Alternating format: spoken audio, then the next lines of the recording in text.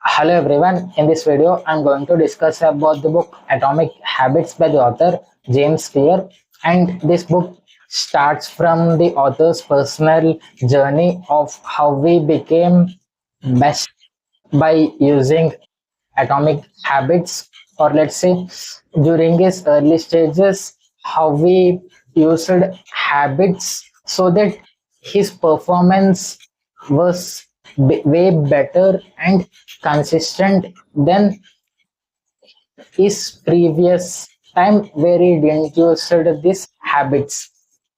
And there are a lot of lessons, and the entire book is divided into four sections: cue, craving, response, and reward. And there are a few concepts, or let's say key concepts, that has been discussed in the book, such as change in environment. And if our environment supports our goals, then we can get things done in a without any friction. And in the similar way, the 2 minute rule, so that if you want to do something, just say to yourself that I will do this task for 2 minutes and I will stop the task after 2 minutes, because it's like a simple activity, because your mind feels that and thinks that it is just 2 minutes, let's do it. And after repeatedly doing that task for a few days, you can say to yourself, I have done this for 2 minutes every day, let's try 5 minutes or 10 minutes. And it's creating a small simple predictable routine. And in a similar way, there are a few additional concepts like habit batching, where you stick, or let's say where you do some certain habits in a order. Let's say waking up at a certain time, making your bed, going to exercise, or in the similar way.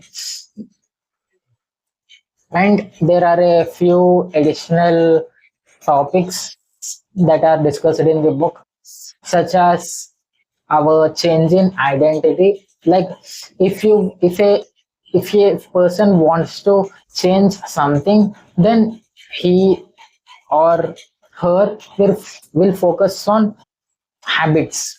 But in the book, the author discusses about identity change, what kind of person you need to be to do the task you want to do. Like, let's say if you want to run a marathon, then you need to say yourself that I am a runner and I run 5 miles every day, 1 mile every day. And in the similar way, let's say if you want to quit a bad habit, if a person asks you, why don't you try this, you, instead of saying sorry, I stopped it, I quit it, I am trying to quit it, you can rephrase the sentence like, no, I am not the person who does it, I don't do it. And it's like identity change. In one instance, you are trying to stop the activity you used to do, and in the other instance your words describe that you are not the type of person who does that activity. And in these two instances, the identity change will make you to stick the habits you want to bring into your life, and delete the habits you want to minimize or completely delete. And there are a lot of lessons in the book and practical lessons. If you want to build habits, long term habits, and there is a quote from the book that your performance, that goes somewhere like this: your performance will not rise to the level of your goals, it falls to the level of your systems.